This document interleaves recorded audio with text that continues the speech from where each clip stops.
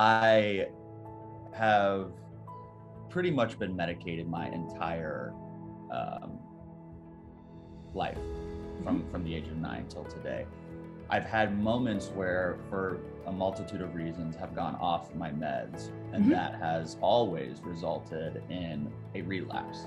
I mean, it is the deepest, darkest. I mean, life doesn't even make sense when I get into that deep phase.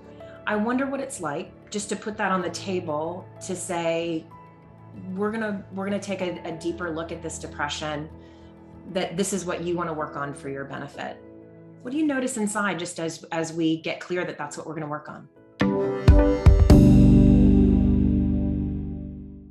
Hi, Kyle. Hi.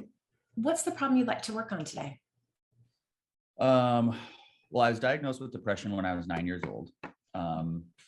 You think we would have figured it out by now. I'm 35.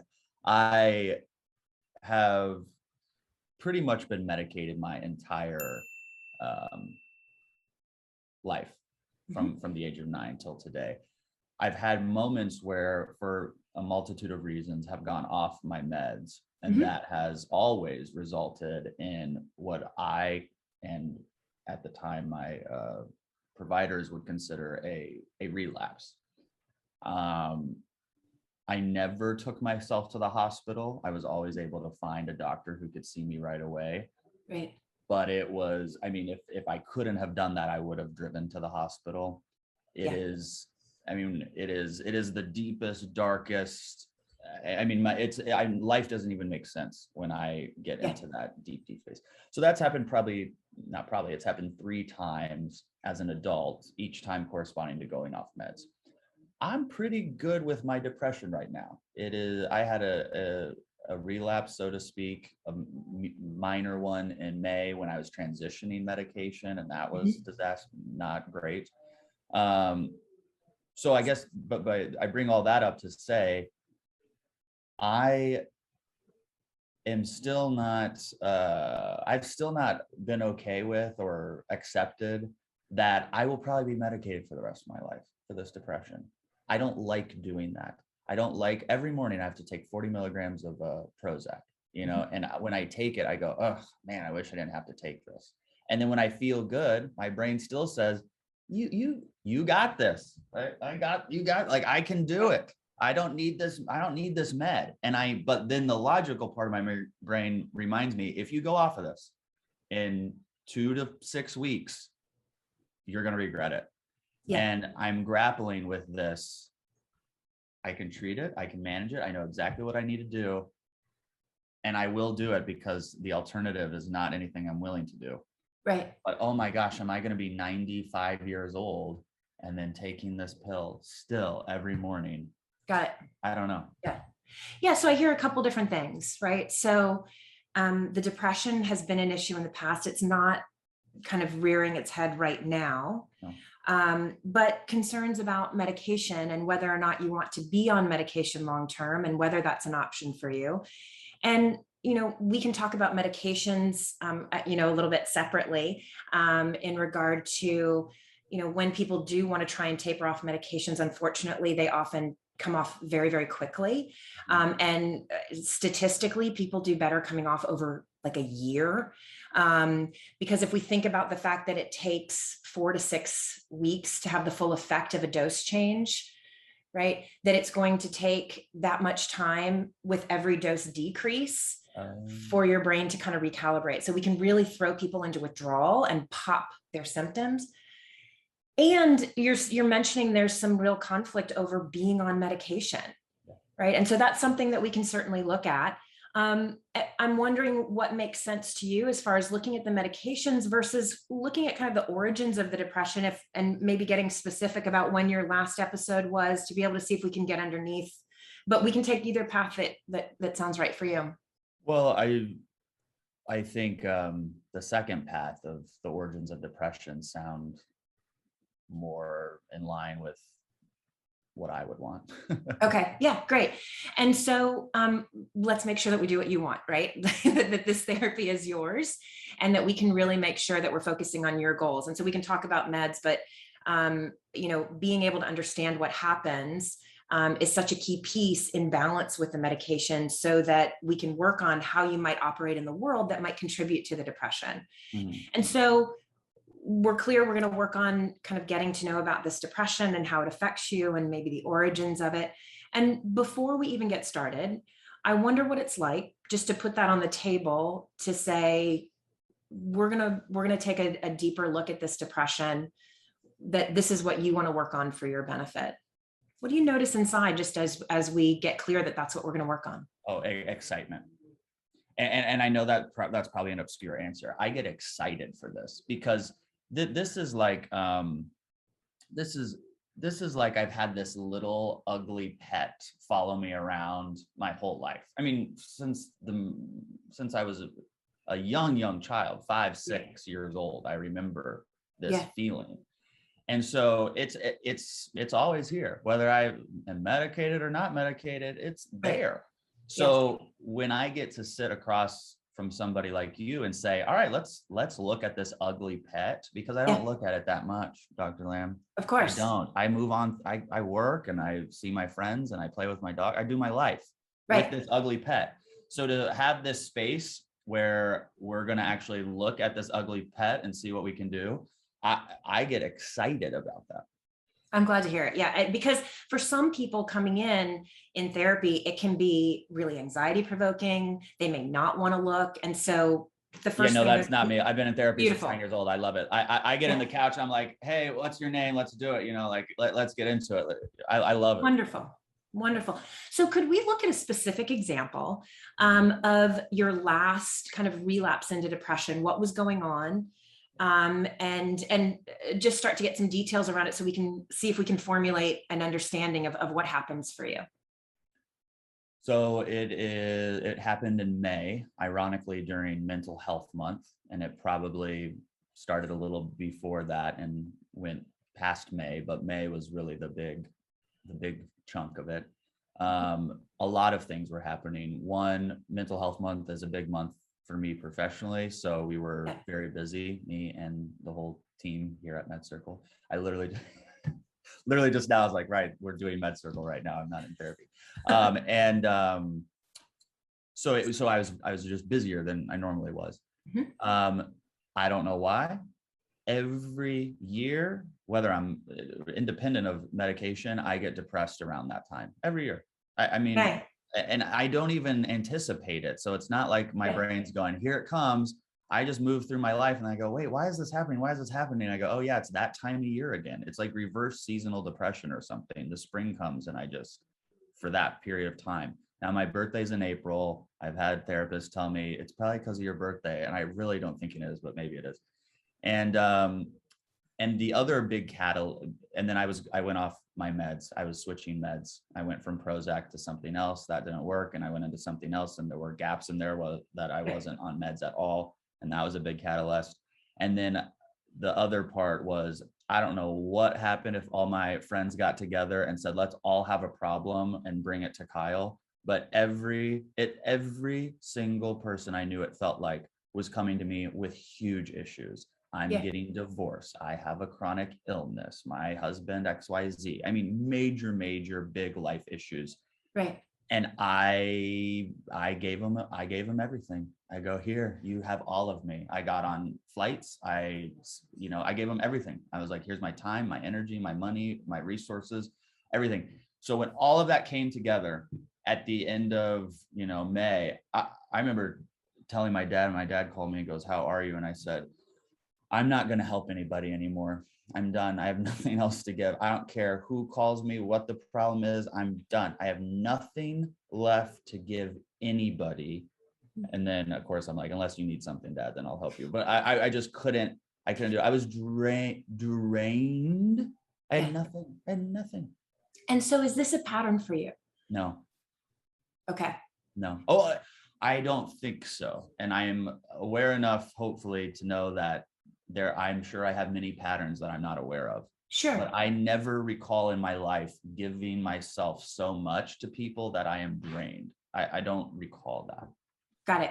So is it accurate to say that in other times in your life, you would set more boundaries or let people know when you didn't have? Yes. So just differentiating, you normally set better boundaries as opposed to, I don't really set boundaries, but I just got a tsunami of needs. And Yeah, normally I said, well, now that you're asking that question, I, over the last 2 years, have really made an effort to be incredibly empathic. And I think that has a lot to do with my job, because I see it, I hear it, all of it. So I'm trying to be really empathic. And perhaps the pendulum swung too far to one side where, and I'm not saying what I did is only empathy, but it might be in the same house as other, emotions that may be good in smaller doses, but all at once for me is debilitating. Absolutely. I think for anyone, right, that when it sounds like, if I'm hearing you correctly, that during this time, you put everyone else ahead of your own needs. Yes. Yes. And is that a pattern for you? Huh? Is that a pattern for you? I don't think so. Okay. I really think if you ask my friends, they'd be like, no, he's kind of like, he's really pretty good at taking care of himself. Yeah. I don't think so. But yeah. I did have a psychiatrist tell me once, I was dating this guy who had a lot of issues. And then that sounded mean. We all have issues, but that he had some. But he had a lot of them. Yeah. And I've also, before my current career, I was an animal trainer. And this therapist of mine said, Kyle, you naturally care for things. You have a whole job dedicated to caring for animals who are helpless. I mean, they depend and rely on you. And now you're in this relationship where this person is depending and relying on you. You may want to look at why you are finding yourself in these scenarios and situations where everyone's depending and relying on you. And I said, yeah, maybe. Well, and here I am years later, in this during May, or during that time period where I was in that position again. And I have control of all of it, Dr. Lamb. It's not as though I could have said, no, I can't do that for you. I'm sorry. I said yes to everything. Yeah. And so that we don't beat you up about that, right? Well, because part of your language, right, around I have control of this, right, sounds a little bit like a self-attack, as if you should have done something differently. And so I'm wondering if we can come in curiously and try and understand why, right? Why during this time, right, were your guards down? Why during this time was there a draw to really take care of others, right? At the expense of you. I know why. I haven't thought about this. I really, truly have not thought about this. This is my theory, at least. Because then I didn't have to take care of myself. If I'm taking care of everybody else, then I don't have to think about me. I don't have to think about, I just moved to a new city. Working remote has really taken a toll on me. This is not meant, I'm meant to sit in a room with you, Dr. Lamb, not like this. Yeah.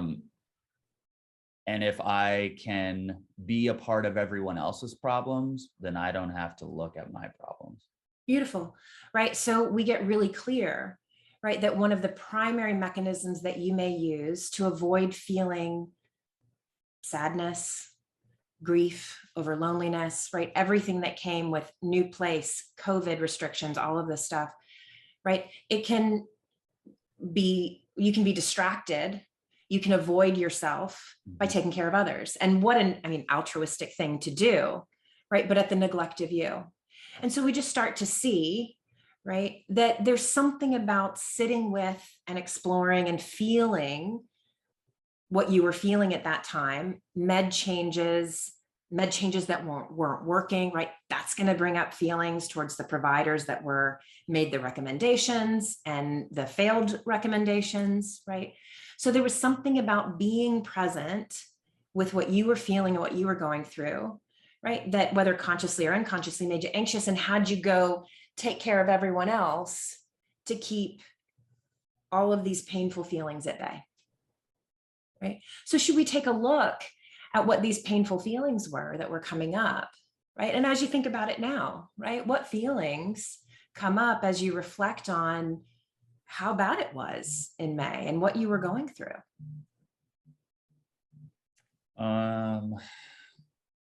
Well, I hate to be the person that rebuttals this without giving you an answer. No, but please. part of what I was feeling I recognize now were due to me being in this very deep state of depression. And so it's hard for me to say to you, oh, I was feeling disconnected from my family, because, okay, I was, but I wasn't disconnected from my family. I was depressed. Does that make sense? So to me, like, the depressed feelings are kind of fake feelings. That's how I look at them. Like, oh, super important to differentiate. Absolutely. Right. So that well, there's a couple of pieces here, right? So there's a huge difference between feeling or being in a state of depression where our thoughts are hopeless, we feel helpless, we are, everything is the worst, right? That's very different than I'm connected with my family, but I can't get on a plane and go see them, and I've got feelings about that. Yes. Or whatever the case may have been, right? Yeah. So it can become a bit of a chicken and the egg situation, right? So that the depressed state keeps us from feeling what we're feeling. And this can get muddled. People often don't separate out sadness and grief from depression, and they're very, very different. And I think that's what you're highlighting, right? Yeah.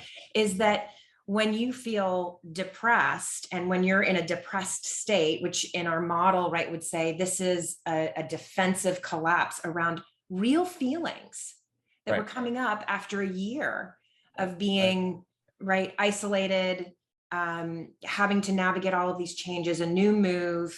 And while you were connected with your family, I'm curious how connected you were, right? Because I think this is another place where we can kind of sneaky self-attack ourselves. Like, well, I wasn't disconnected. I was surrounded by people. But if I felt completely alone with those people, or if I wasn't really seen by those people, if my needs weren't actually met, I'm gonna have feelings about that. And then I might blame myself. Well, they were there. Yeah, but my needs weren't getting met. So I was alone and I did have feelings about it. And so I'm curious what your environment in regard to connection, right? Not just connecting to take care of others, but you being seen, right? In the midst of these med changes, feeling really awful. Who was there to see you, to support you? Well, I mean, my best friend lives across the street, so he was certainly there, and he was the only person I really told this to. And when I told him, I didn't even tell him the way I'm telling you. I told him, like, look, we've known each other for 20 plus years. I'm depressed.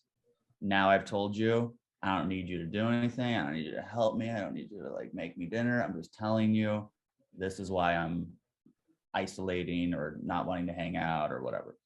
So really interesting with your best friend of 20 years, right? That there's a part of you that really wanted to make sure that there was no opportunity for him to take care of you, to support you. You needed even in that moment to take care of him. Huh? Well, in that moment, you created an opportunity for you to take care of him by telling him, I'm depressed, but I don't need anything. Let me take care of you by telling you I have no needs. Yeah, that's true. Yeah, geez. Okay. Yeah, that's true. Right. Yeah, no, you're right. And is that common for you as far as, right, not have, like, being potentially in dire need? But yeah, it is. Or no. It is common for me to handle it myself. That to whatever it is. It's uncommon for me. Is that a problem? Maybe sometimes, maybe sometimes it is. Was it a problem in May? Oh yeah. Yeah. Yeah, it was in some ways it was the cause of the problems, and then it was the prolonging of the problems. Right. Because looking back, Dr. Lamb, I know, well, I was just about to do it again. I was just about to say all the things I could have done differently to handle right, this. that you could have done to take care of yourself and not be a burden for anyone else. Right. This is so, so I live in Phoenix. I even intensely looked at moving to Texas, and my whole family's in Arizona. I have a lot of friends in Arizona, and I was like, this isn't working. I need to go do my own thing and move in my own space. So I'm going to go look at Texas.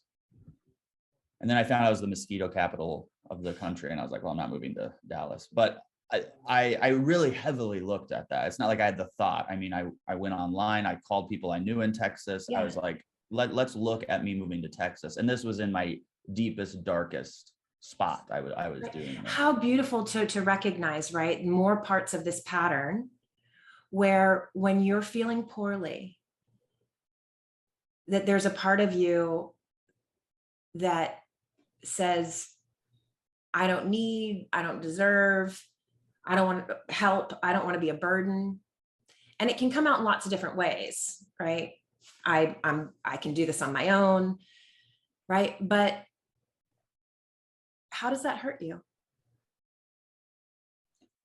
Well, I don't think I can really do it on my own, at least, and have the results that I do want. So that's how it hurts me. Is that a problem of performance or a problem, meaning, I could be wrong here, but something about the way you said that sounded like an attack on you. Like, I can't do it on my own. If I could, I should. Oh, right. Different from as a human, you're right. When I'm suffering and in need, right? I shouldn't want or need this human desire to be connected with and taken care of, right? That there's real barriers to being seen, to being taken care of, or letting people in to be able to support you and take care of you. Yeah. What's coming up as I say that? What do you notice inside? I know, well, I notice now I'm overwhelmed because I believe this to be true, and this being this kind of, this kind of self-sabotage, so to speak. Yeah. And now I'm overwhelmed because I get to that point, which a lot of people do, and myself included, in therapy, where I go, great, now we've uncovered all of this. Now what do I do? You know, it's like, what do I do with all of this? Well, yeah. And so great to notice, right? That as we start to notice something, right? A mechanism inside, right? I would, in my terminology, right, call it a defense, right? As this defensive avoidance, when you're feeling really poorly, comes in, pushing people away potentially to get the care that you might want or need, right? You can then attack yourself for doing it, or jump to, okay, how do I fix this? Right? But if we slow the process down and we just get clear that, because first we have to really orient to the problem, right? That these depressive episodes can come up, hard feelings can come up, and that the way that you've learned to operate in the world, likely for good reason, we don't learn this out of the womb. We learn to not be a burden, to take care of ourselves, to be able to say, I'm good.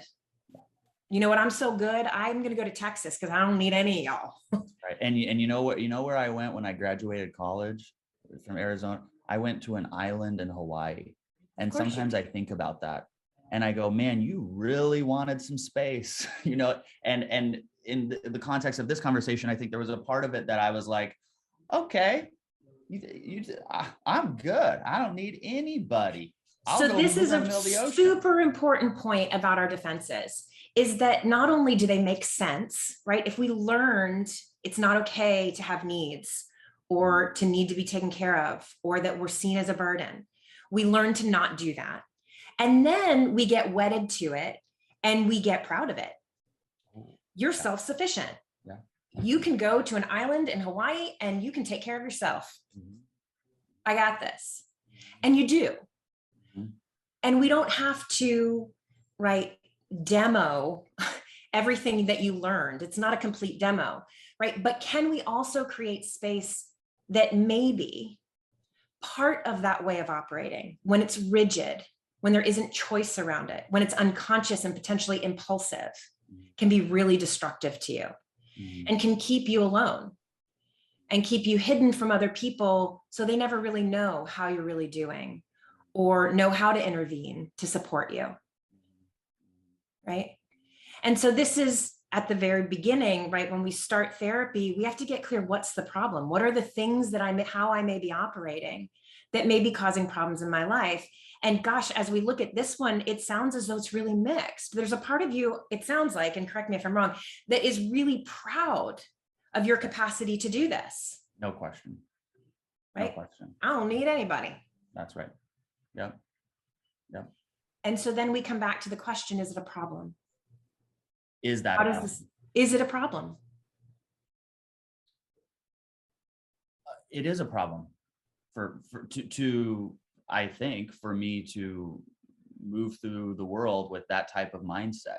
And the problem is that it keeps me from the potential. The potential of what? Anything, the potential of getting better faster, the potential of being happier, the potential of having closer relationships, of showing vulnerability, all of those. Absolutely. Yeah, that when we operate in this way, right, which is super common, it's protective, but it can have catastrophic effects on our relationships, our capacity to connect, and our sense of, being able to rely on anyone, even a therapist. Yes. Right? Because if you come into therapy and you're good, right, you could stay on that island on the couch. Yeah. Right? And so before, right, diving into all the feelings and all that kind of stuff, right, we have to get clear, what's in operation? What's the root cause that may be perpetuating some of this depression? And get clear, is this a problem that I really want to work on? Knowing that there's a part of it that I really want to hold on to. Yeah. Yeah. Good. Dang, really good, obviously. What do you notice inside as we start to just identify this as I'd call it right now a potential problem, right? Because there's a part of you that's really wants to stay on that island. Yeah. Right? And what do you notice coming up inside? Even feelings that come up towards me as I highlight it. What do you notice inside? My feelings are that I don't know if it's a feeling, but my thoughts are that I have to go be myself and think about all of this. And maybe I shouldn't, but isn't that interesting, right? Yeah. That even here with me, as we start to connect and start to get clear about what you might want to work on, it brings up some feelings about connecting. Could get you anxious and say, okay, I'm going to go take this to my island and go figure this out. I know. I really thought, I was like, after this, I have an hour break in my day. I can go and really think about this by myself. Yeah, you should go do therapy with yourself. What's it like to just notice that? Well, it's kind of funny, honestly. I mean, it's kind of funny. I guess it's not too surprising when it's all laid out there. It's kind of like seeing a completed puzzle when you didn't think you had all the puzzle pieces. Yeah. And we could see how even here with me, right, it could thwart the connection here with me. Yeah. Right. That you might want to shut down. I'm in therapy with you and I'm like, God, I got to get rid of the therapist so I can go think about this. Right. Yeah. Yeah. That's avoidance. Or is it? Yeah. Yeah. And any sense of what's coming up inside your body, of what you notice, right, as we're just kind of connecting here and exploring this together, right? Any feelings that come up towards me, because there's an impulse to get away. Yes. So any feelings that come up here towards me. I'm not just saying this to try to be nice to you. I don't I don't think it's getting away from you. It's getting away from this conversation. It's getting away from these things that are coming up, because there is an ease to living in my boxes of, of not letting anyone in, I guess. Right. Yeah. There's an ease to it. And yet it also can perpetuate that depression and that isolation and the avoidance, right? Because when stuff comes up for you, there's an impulse to get away and to potentially push people away. Oh, yeah. Huge. Right? Yeah. And any sense of the feeling inside of you towards me that says, step off. Yeah. What do you notice inside? What's the feeling that comes up here towards me? Well, my feeling is that you're good. That to me, I'm like, she's doing her job. It's like, and then there's a part of you that then says, oh gosh, she's good at she could actually get in here. Oh, yeah. Yeah. So I need to leave, right? And so what's that feeling of I need to leave that comes up here with me? What's the feeling inside that comes up here towards me? That's like, don't get too close. What do you notice inside? I don't know about to know. If would you like to know? Of course, yes. I trust you. Yes. Yeah. So what's the feeling that comes up inside here towards me that wants to push me away? What feeling do you notice coming up? Well, I don't know, again, if this is a feeling, but the thought of I got it from here. Yeah. And if you're setting that boundary with me to say, yeah, I got it from here. Okay. What's the feeling that comes up here towards me? That I don't want you to be involved with this from this point on. And the feeling inside towards me? I don't, the feeling toward. Right. Because that's a thought about what you want to do. What's the feeling towards me? If that feeling just comes out here towards me. If we just let all your feelings be here, what feelings come up here towards me? Well, now I'm feeling aggravated that I keep getting asked the same question. Yeah. How do you feel that aggravation in your body? Yeah, but now I've gone into aggravated frustration. Yeah. How do you feel that in your body here with me? If we just let that be present. Well, when I said that, my face got really hot. I probably went flush. Beautiful. Yeah. So there's feelings that come up here towards me to try and keep me away. And what's it like to just let that feeling be present here with me? Uncomfortable. Yeah. To be seen for your frustration. Right? The frustration that as I approach, there's a part of you that really wants to be in therapy to connect. And there's another part of you that really wants to push away. Right. And this is where we start.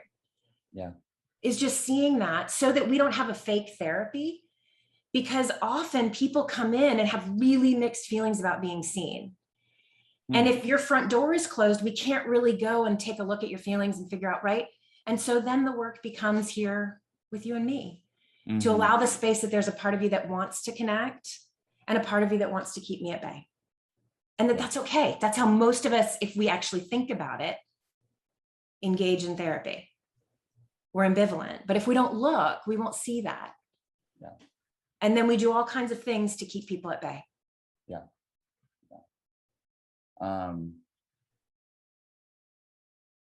Thank you for this. This was really absolutely good. Yes. I know I actually have to end. We may have to.